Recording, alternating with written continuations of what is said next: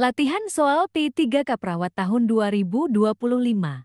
Kami mendoakan bagi subscribe, like, komentar dan share lulus PPPK Perawat.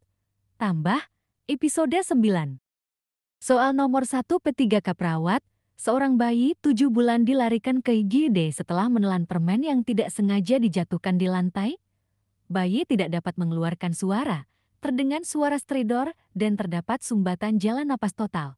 Setelah dilakukan teknik bubble diikuti cek trust berulang-ulang sebanyak 5 kali namun sumbatan jalan nafas tidak teratasi dan bayi terlihat semakin membiru, perawat bersiap melakukan CPR. Berapakah rasio kompresi? Ventilasi yang tepat dilakukan perawat tersebut? A. 30:2, 1 penolong. B. 15:1, 2 penolong. C. 30:2, 1 maupun 2 penolong. D. 15:1, 1 maupun 2 penolong. E. Salah semua. Jawaban A. 30:2, 1 penolong. Pembahasan. Pada bayi dan dewasa perbandingan kompresi dan ventilasi berbeda.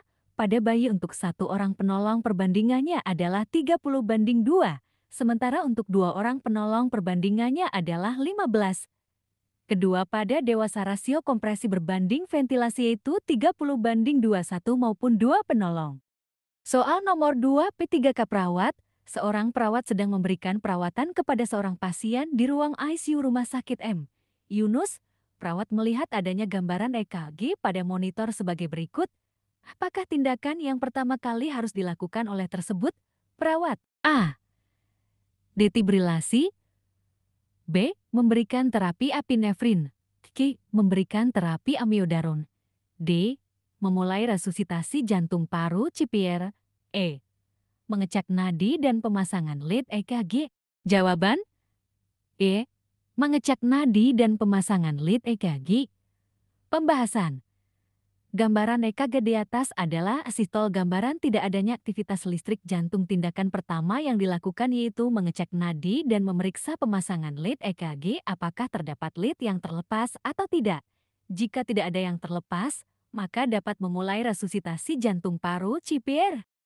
Soal nomor 3 P3K Perawat, seorang laki-laki Tien, berusia 34 tahun dengan DM tipe 1 diantar ke IGD.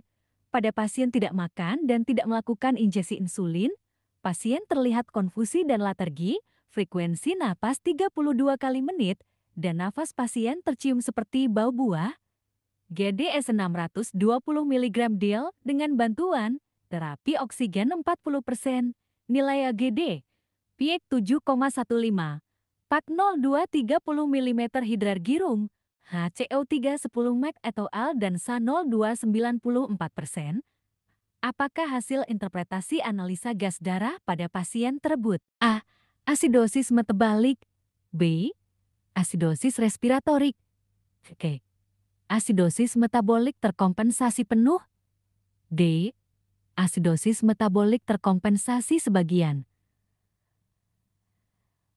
Asidosis respiratorik terkompensasi sebagian. Jawaban D. Asidosis metabolik terkompensasi sebagian. Pembahasan. Diketahui, PIEK 7,15 rendah di bawah normal 7,38 sampai 7,42 disebut asidosis, nilai PQ 2 30 mm hidrargirum rendah di bawah normal 38 sampai 42 mmHg asidosis metabalik, HCO3-10 mg atau AL, maka menjadi asidosis metabalik, kemudian dilihat apakah terkompensasi.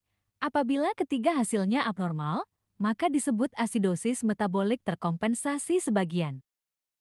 Soal nomor 4 P3K Perawat, seorang bayi baru lahir dengan keadaan tubuh kemerahan, ekstremitas pucat, gerakan fleksi, frekuensi nadi 80 kali menit, tidak menangis, menyeringai. Berapa skor Apgar pada kasus bayi di atas? A. 6, B. 5, C. 4, D. 3, E. 2. Jawaban C. 4. Pembahasan rasional. Warna kulit 1, denyut jantung. 1. Respon refleks. Pertama tonus otot. 1. Respiratori. 0. Total keempat. Soal nomor 5 P3K Perawat.